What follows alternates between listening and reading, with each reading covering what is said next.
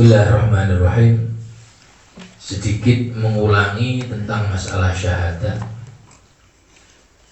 Jadi syahadat kemarin diterangkan termasuk rukun yang pertama. Syahadat niku napa? Asyhadu an la ilaha illallah wa asyhadu anna Muhammadar Rasulullah niku lengkape napa artine? Yaitu syahadat niku artine meyakinkan, yakin dengan keyakinan yang mantap di dalam hati dan diucapkan, diungkapkan dengan mulut bahwa tidak ada Tuhan yang wajib disembah dengan benar, dengan hak kecuali Allah Subhanahu wa Ta'ala, dan berkeyakinan dengan seyakin-yakinnya yang mantap tanpa ada keraguan. Jadi syahadat itu artinya nggak. Jadi bukan cuma kalau diterjemahkan cuma saya bersaksi, enggak. Jadi syahadat kalau terjemahnya syahadat itu penyaksian. Tapi yang asli syahadat artinya itu harus ada ketetapan di dalam hati, keyakinan yang tidak berubah sedikit pun. Tidak ada keraguan sedikit pun di dalam hati bahwa tidak ada Tuhan yang wajib disembah kecuali Allah. Dan memantapkan di dalam hati siyakin-yakinnya, berkeyakinan bahwa Kanjeng Nabi Muhammad SAW itu adalah utusan Allah. Dari keterangan makna niki bisa mengambil kesimpulan bahwa di dalam dohir, di dalam realita itu ada beberapa pembagian tentang orang yang bersyahadat. Yang pertama, orang dikatakan muslim dohiran wa batinan, muslim mukmin apabila apa? Apabila dia mengucapkan dua kalimat syahadat mantun-mantun terus di dalam hati berkeyakinan seyakin-yakinnya. Maka orang seperti ini secara dohir di dunia hukum duniawi dihukum Islam, nanti di akhirat juga dihukum Islam. Berarti dia punya kartu untuk masuk surga. Ini yang pertama. Yang kedua, ada orang yang mengucapkan syahadat, misalkan haji nikah, mau nikah karena si idola Islam, terus yang apa nih, dianya tidak Islam. Itu bagaimana? Akhirnya syahadat. Dan katanya di dalam kitab itu kalau seumpama ada orang seperti kados ngoten. Kalau dulu dalam hukum fikih itu, kalau seandainya nikah sama orang Yahudi dan Yahudinya orang dulu, itu boleh nikahkan dan dengan orang Yahudi, tapi Yahudi yang seperti dulu, Nasrani yang dari Ahlul Kitab bahasanya, itu boleh asalkan perempuannya, asalkan yang Islam laki-laki, bukan perempuan. Jadi orang Yahudi, orang Nasrani masuk Islam. Tapi kalau seumpama yang perempuan niku Islam, terus yang laki-laki napa niku yang selain Islam, itu tidak boleh. Karena apa? Karena menurut pengalaman nanti yang katut itu yang perempuan, rata-rata seperti atas. Tapi kalau seumpama memang seandainya ada orang lantaran perkawinan syahadat, tapi ternyata syahadatnya cuma di mulut saja, keyakinan dia tidak berkeyakinan seyakin-yakinnya, percaya dan tidak sing, cara cuma diungkap itu saking isun kepengen rapi dong. Maka bagaimana orang seperti ini seandainya selama hidupnya tetap dalam Islam, tapi tetap dia tidak yakin, buatan balik. Biasanya kan asal dapat 2 anak 3 anak balik, itu tidak balik. Tapi dia tetap berkeyakinan di dalam hati, tidak percaya kepada Allah dan kepada Kanjeng Nabi. Dohir itu. Secara duniawi dia tetap dihukumi Islam. Nanti kalau dia meninggal ya diselamati, ya ditahlili, ya dikubur, disolati, dikubur di pemakaman Islam dan lain sebagainya, dapat warisan dan lain sebagainya. Tapi nanti kalau di akhirat dia tidak termasuk kategori Islam. Itu kasusnya seperti itu. Ada yang kasusnya bisa dikatakan orang munafik. Orang munafik itu apa? Munafik itu adalah idharu islamihi wa yukhfi kufruhu atau kama qala. Artinya apa? Menyembunyikan kekufurannya tapi menampakkan keislamannya. Dan itu disebut termasuk orang seperti itu adalah orang munafik. Dan perlu diketahui tapi orang munafik itu ada dua. Orang munafik itu ada dua. Ada munafik i'tiqadi, ada munafik fi'li. Apa munafik i'tiqadi itu? Ya munafik i'tiqadi itu yang tadi kasus tadi itu.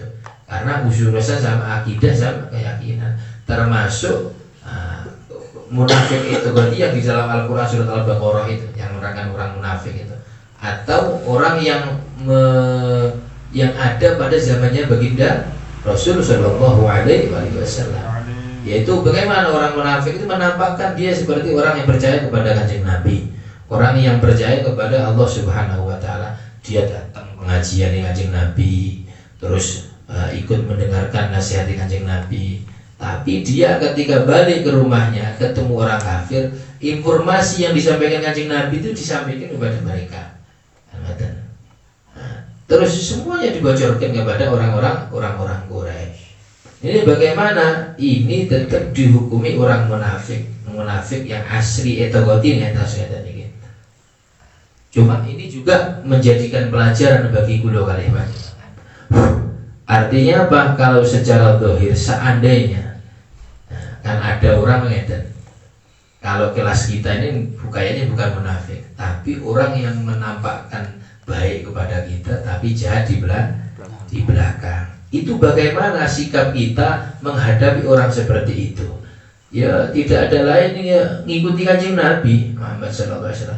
Bagaimana Kanjeng Nabi itu tahu bahwa orang-orang munafik yang ada di depannya dia, yang ketika diajak perang dia alasan terus subuh tidak tahu teko, maghrib isya tidak tahu teko, itu tahu Kanjeng Nabi. Kanjeng Nabi tahu bahwa dia itu adalah orang munafik, orang kafir bahasanya. Tapi tetap dihormati sebagai layaknya seperti sahabat yang lain. Ada sebagian sahabat ngomong, loh niku munafik Kanjeng Nabi dipatahin loh. Jangan. Nanti kalau saya itu membunuh orang munafik, nanti dikira saya disebut dituduh Nabi yang membunuh umatnya, Nabi yang membunuh sahabatnya. Nah, pelajarannya apa? Pelajaran yang bisa kita ambil kepada tauladannya Kanjeng Nabi Muhammad SAW. Kadung ono wong kang di belakang kita jahat, tapi di depan kita baik. Tetap kita menghormati layaknya sikapnya dia kepada kita ketika dohirnya. Urusan yang buri, ya ini urusannya dia. Nah, itu yang harus kita harus kita tiru. Ada kadang-kadang kan boten. Diceritani toko samping iku ngomongan hiro misalnya. Ketemu hiro ngomongan, nah itu tidak bagus kan. Berarti ya bahasanya sumbu pendek jelasannya kurang bagus, kurang mengikuti tauladan baginda Muhammad SAW. Bagaimana ya tetap menghormati sudah, karena dia tampaknya kepada kita bahaya, kita hormati walaupun di belakangnya nyokot atau cuma hati-hati mawon kan. Ojo semua yang tidak harus kita keluarkan ya jangan. Cuma tetap secara sikap kita harus hormati sebagaimana dia secara zahir menghormati kita. Urusan di belakang ya urusan dia sama Allah Subhanahu Wa Taala. Nah, urusan kita itu menghormati mawon. Terus itu yang kedua. Yang ketiga dibalik. Apa yang dibalik nih? Ada orang iman di dalam hati, iman berkeyakinan, yakin tiada keraguan, tapi tidak mengucapkan dua kalimat syahadat. Yo, nopo? Yo, pokoknya yang ucapkan ngoten. Terus bagaimana orang seperti niki? Orang seperti niki dihukumi secara hukum duniawi. Secara hukum duniawi adalah kufur. Tapi secara hukum ukhrawi, bahasanya bisa di akhirat, dia dihukumi orang yang beriman dan Islam kepada Allah Subhanahu Wa Taala. Di dunia ya di kuburan apa? kuburan kafir, tidak boleh disolati, tidak boleh dimandikan, dikafani, tidak menerima warisan. Karena salah satu maniul irsi, orang yang tidak menerima warisan itu adalah beda agama. Orang tuanya Islam, anaknya non Islam, naudzubillah min dzalik. Anak orang tuanya meninggal, anaknya tidak dapat warisan. Secara hukum Islam teman-teman. Kalau makan ya haram, atau tidak boleh soalnya. Itu dengan syarat ya, tidak mengucapkan itu dengan syarat apa? Dengan syarat apabila dia tidak disuruh terus tidak mau. Tapi kalau oleh syahadat mong ya. Tapi yakin syahadat mong itu dihukumi kafir duniawiyah wa ukhrawiyah. Karena apa? Karena sudah ada tuntutan, sudah ada tuntutan. Terus ada pembahasan lagi ya. Terus bagaimana hukumnya? Ada kemarin ada yang kurang mau kita sampaikan, itu adalah ada tiga atau empat, yaitu bagaimana hukumnya orang yang sekarang nih, zaman sekarang itu yang tidak nyampe dakwahnya kepada orang tersebut. Kalau misalkan contoh di Papua paling wetan, paling melebu, dia tidak nyampe, yang ada yang ada agama lain yang nyampaikan dakwahnya ke dia. Terus Islam tidak kenal sama sekali, wala berita, wala apa, tidak pernah, pokoknya tidak pernah dengar. Yang didengar itu agama lain dong. Nah itu bagaimana? Utau nyembah patung, agama lain atau nyembah patung. Asalkan satu, tidak lantak belum ada tidak adanya dai yang nyampe kepada dia, maka hukumnya dia tetap selamat. Hukumnya sama dengan kasusnya orang naudzubillah min dzalik hidup di sekitar kita, tapi ketika lahir dia tidak punya mata alias buta, ya. Tidak punya penglihatan, buta, dan tidak punya pendengaran. Itu kalau ya bisa, kalau dia mau ngomong ngerti ya, boleh bisa naudzubillah, ini tidak bisa bayangkan naudzubillah. Tidak bisa mendengar sama sekali dan tidak bisa melihat sama sekali, karena transformasi ilmu itu kan ya dari salah satu keduanya ini. Kalau tidak telinga ya mata, orang gendeng tapi masih bisa bilang bisa berwong ayu wong ada masih. Tapi kalau dua-duanya tidak bisa, maka hukumnya sama orang yang tidak nyampe dakwah tadi. Bagaimana? Ya syahadat sing bisa, syahadat ngomong kan bisa. Bagaimana kita ngajari A, B, C, alif, ba, ta, tidak bisa. Maka hukumnya tetap dihukumi seperti orang Islam, yaitu selamat. Orang yang selamat, tidak masuk neraka. Yang pembahasan yang ketiga adalah yaitu ahlul fatrah. Ahlul fatrah ini apa? Yaitu ahlul fatrah adalah orang yang hidup di masa transisi. Apa transisi? Dia fatrah itu, yaitu orang yang hidup di antara Nabi Isa, setelah wafatnya Nabi Isa sekian ratus tahun, dan sebelum lahirnya baginda Rasul Sallallahu Alaihi Wasallam. Itu bagaimana? Sama hukumnya seperti tadi itu. Wong kang urip ning alas purwo, ning Papua tidak ada informasi tentang Islam sama sekali. Pak Yai, Ustadz tidak ada, video HP tidak ada sama sekali. Maka dihukumi dia juga selamat. Tidak disiksa. Terus yang selanjutnya adalah hukumnya, bagaimana hukumnya anaknya orang non-Islam, non-Muslim atau kafir yang dia sebelum balik meninggal. Maka untuk anaknya orang-orang kafir itu kalau secara zahir agamanya ikut orang tuanya. Tapi kalau secara hukum ketika dia meninggal sebelum dia balik, sebelum dia dihukumi taklif, yaitu dibebani hukum untuk melaksanakan perintah Allah, kok belum sampai terus meninggal, maka dia dihukumi selamat.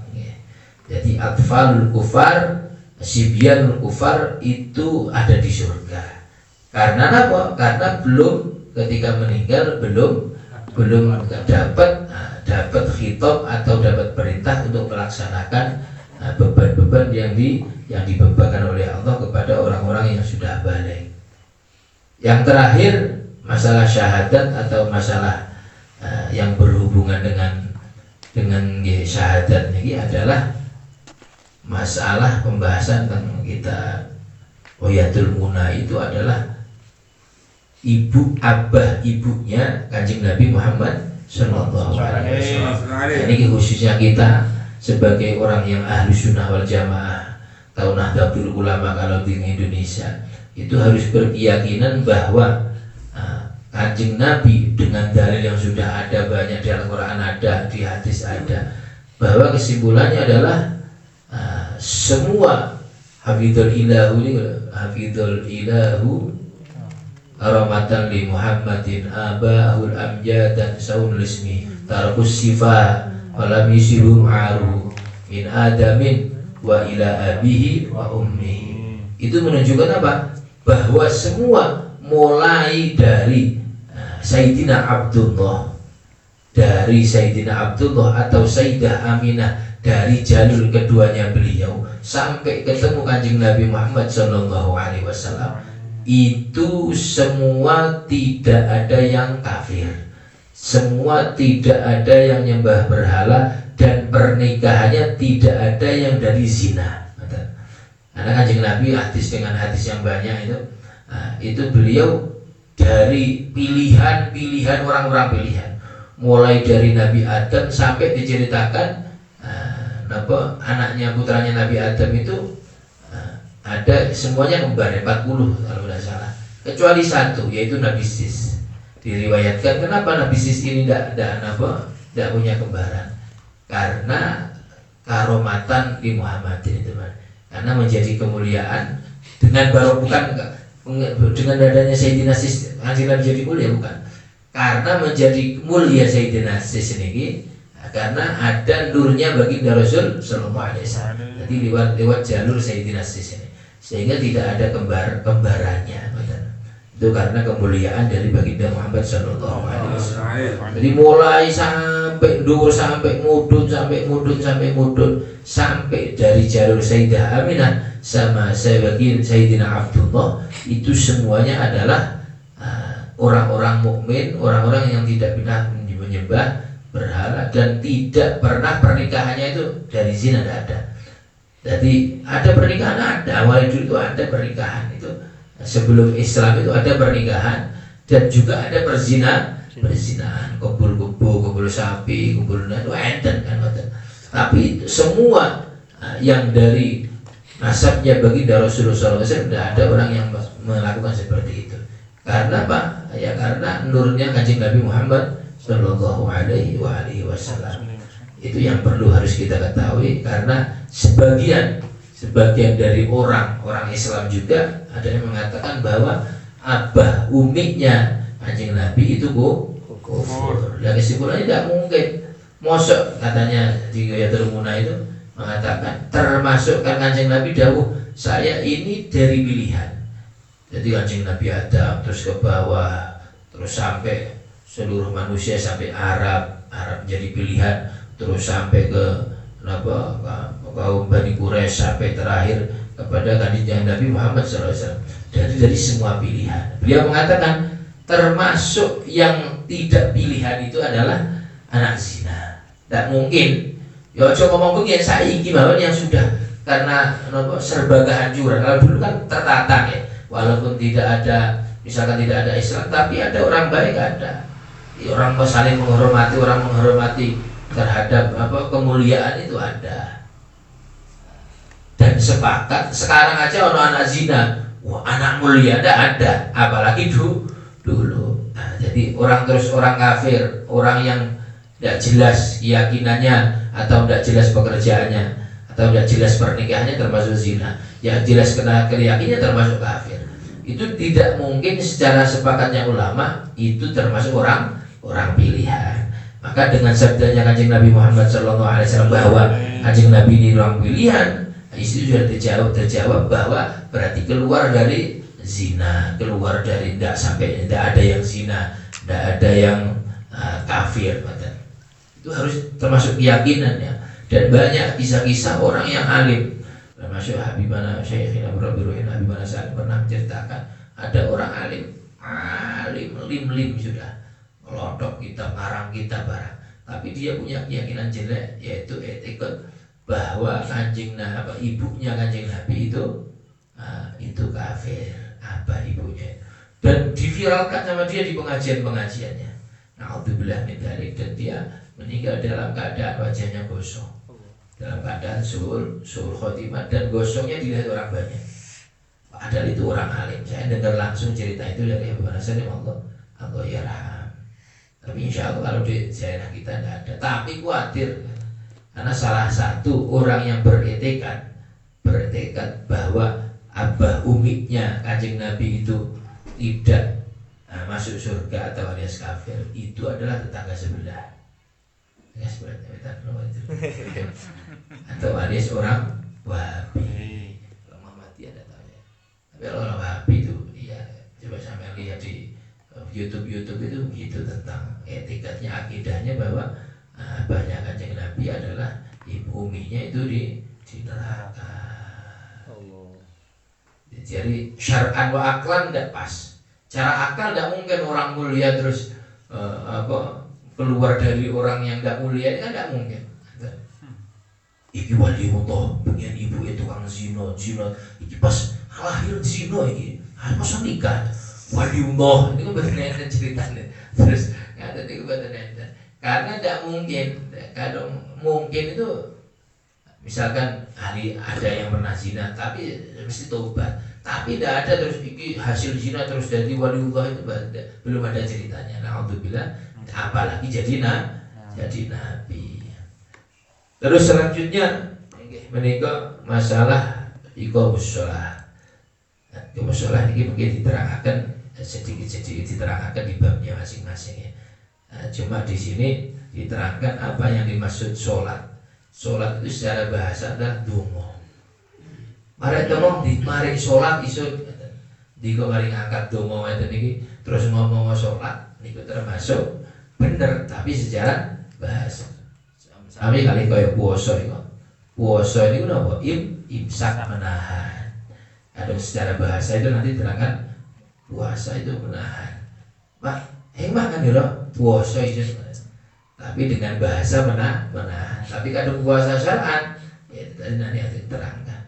Terus apa ini maksud tila mutlakon itu? Nah, sholat itu adalah secara bahasa berdoa, meminta apa? Doa ini pun apa? Doa itu hasilnya jaluk ya. Jadi ada amr, perintah, ada doa. Kadung donga niku perintah dari bawahan kepada atasan. Kan hasilnya jaluk. Coba kadung perintah itu dari bawahan dari atasan ke bawahan. Kuwangono iki kan. Coba donga niku dari bawahan ke atasan. Terus yang dimaksud mutlakon itu adalah mutlakon, artinya doa baik jahat ataupun baik, itu namanya mutlakon. Yang ada yang mengatakan doa itu secara bahasa yaitu adalah doa untuk kejelekan dan juga untuk kebaikan. Makanya mutlak, tidak ada kekhususan. Ada yang mengatakan bi khairin. Maksudnya apa? Sholat itu secara bahasa kan dongo jaluk tentang kebaikan. Dan secara syariat adalah ucapan dan tindakan yang diawali dengan takbir. Yang dimaksud takbir ini takbiratul ihram, karena takbiratul ihram itu hukumnya rukun. Kalau yang lainnya namanya takbir intiqalat, takbir pindah.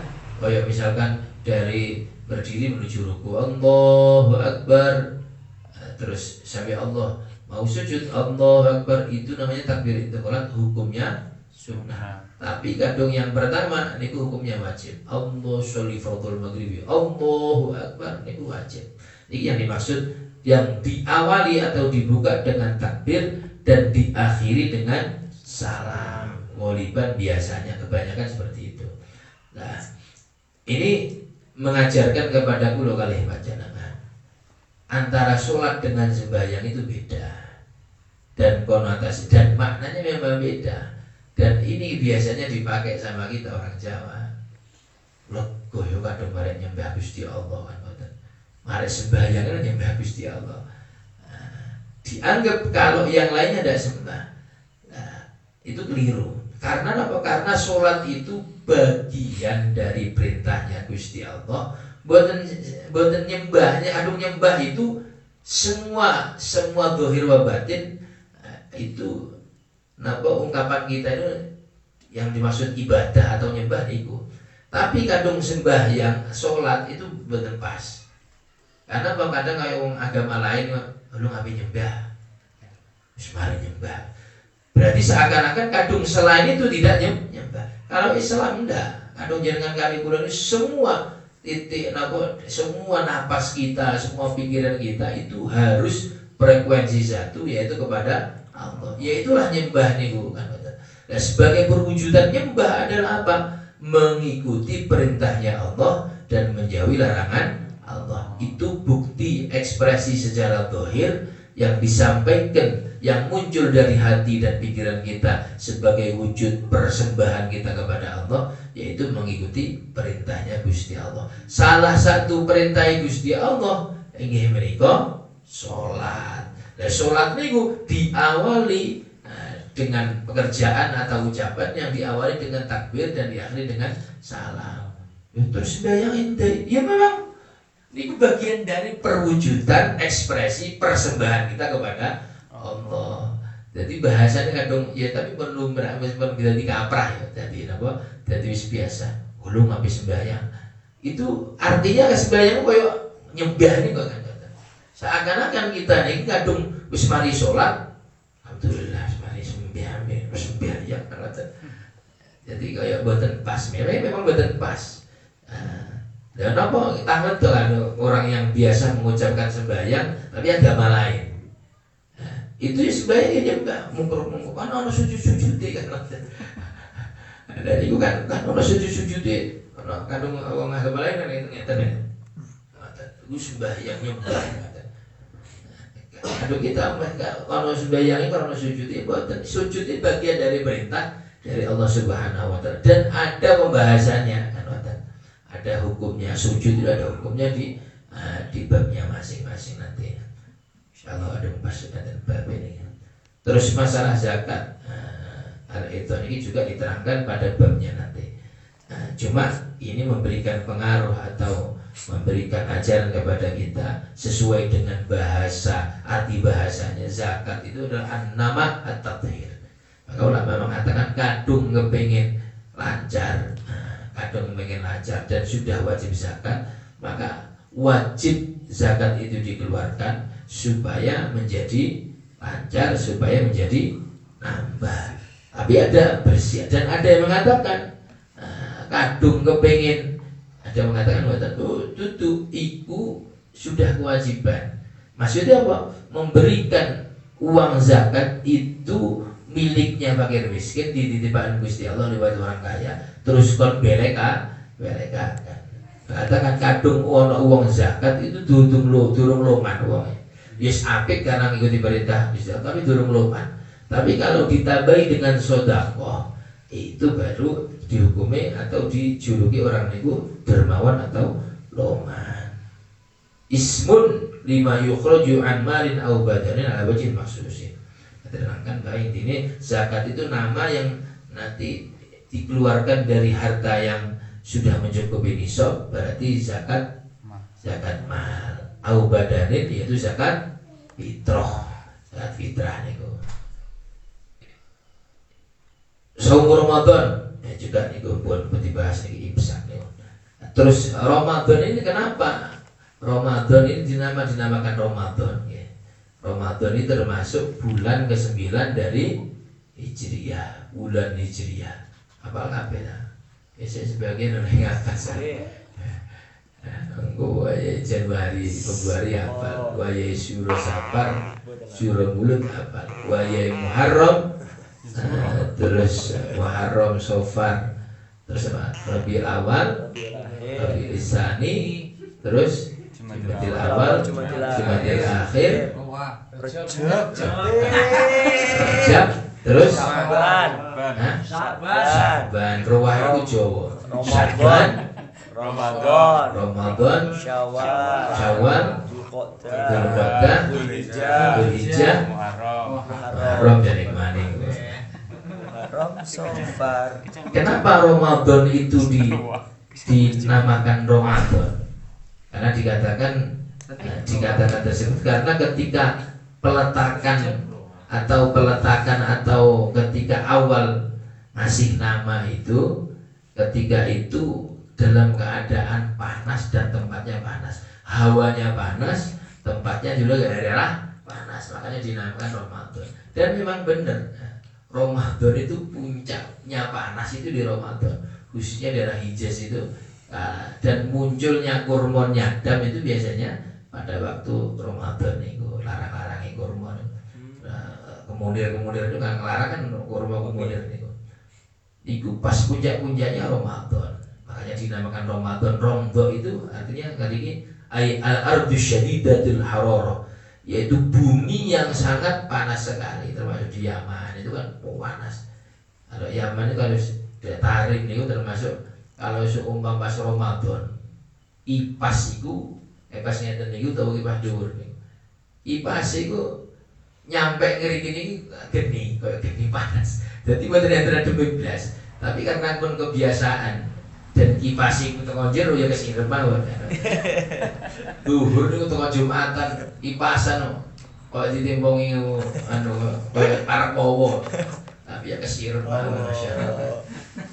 Karena kipas angin AC ini dugi hati ini, walaupun jobone panas, kipane panas ya kesirep. Karena AC hatinya dingin. Tapi sebaliknya, walaupun ono ning hotel AC adem, kadung hatine panas, ya yang bisa turu.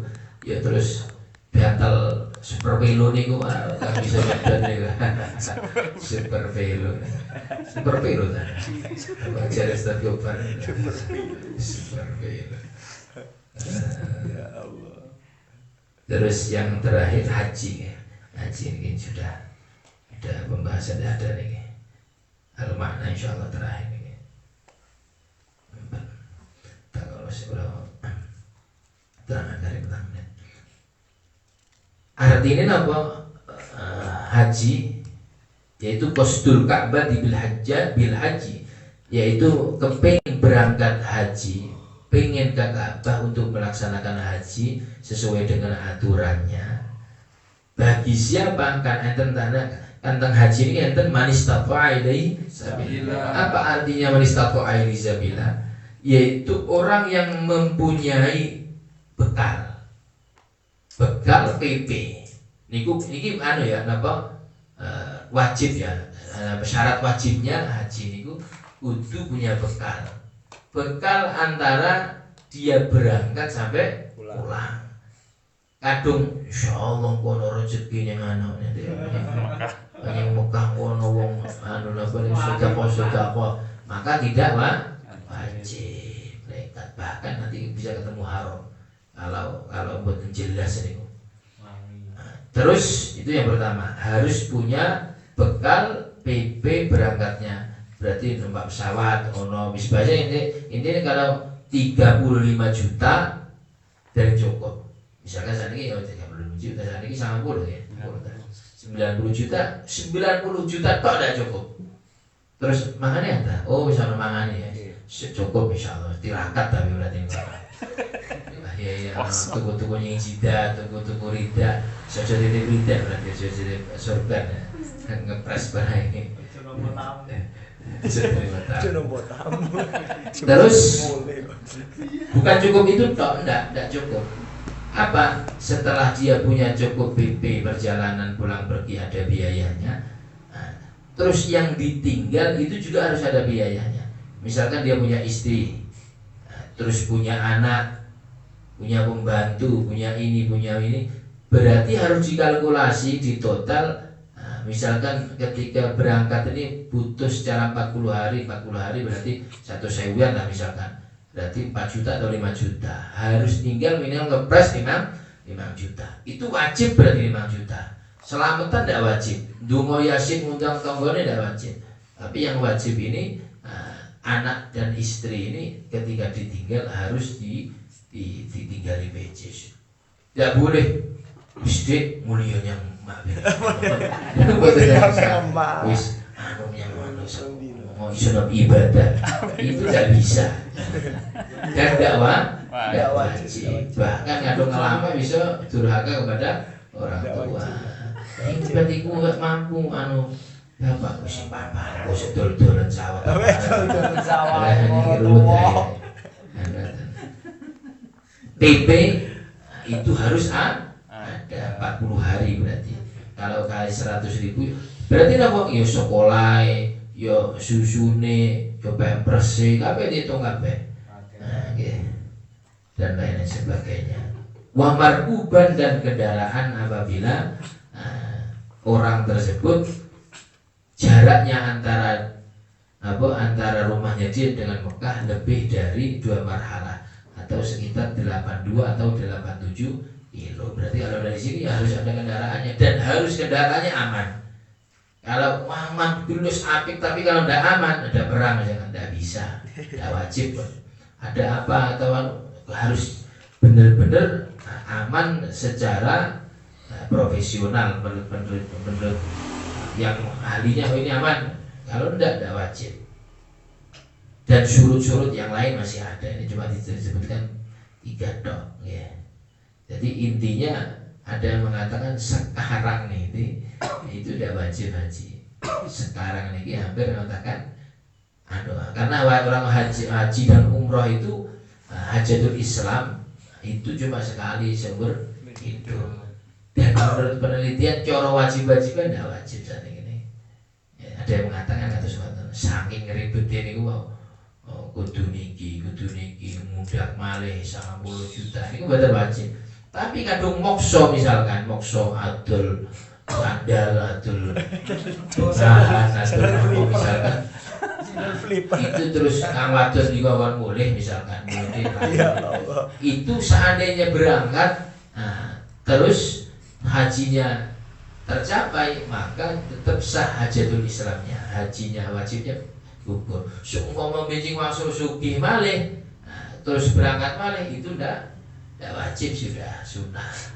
Dan ketika sunnah itu kalau bisa seperti guru-guru kita kayak umroh misalkan itu kalau bisa bukan setelah umroh wajib dan haji wajib itu kalau bisa diniatkan umroh kepada orang-orang terdekat kita, orang-orang terdekat mbah kita apa, dan itu pahalanya tetap nyampe kepada mbah atau orang yang dituju dan kita dapat 2, dapat pahala umroh atau haji dan pahala berbakti kepada kedua orang tua. Jadi yang semua ada yang mengatakan kalau haji itu harus izin, dan mengatakan harus izin orang yang mau dihajikan misalkan. Haji juga kata semata, sebenarnya kok nasihakan tapi aja ngomong-ngomong. Kalau bisa, kalau misalkan ada orangnya masih hidup itu harus dengan syarat. Misalkan disuruh haji, luki gitu haji, nasihakan. Itu harus dapat izin dari luki. Tapi kalau yang sudah meninggal buatan, kalau diizin ya. Jadi bahasanya haji amanat ya. Haji, jangan haji maning. Dan itu bisa ngomong sudah. Dan itu sejuta isun sore haji. Sepisan tok hasil haji. Terus haji sepisan, ya tetap haji. Haji ping 10 ya tetap coba panggilannya Pak Haji. Haji sepisan, haji pindah ya Pak. Haji 2, haji 3. Dan itu terjadi dan itu berlaku pada semua amal. Nah, jangan kata lagi haji, belajar ilmu itu kalau bisa dilihatkan pahalanya dihadiahkan kepada orang tua kita, baik yang sudah meninggal ataupun yang masih hidup. Itu pahalanya double ya. Mungkin manfaat, mungkin berkah. Arkanul iman sittatun wallahu alam bissawab.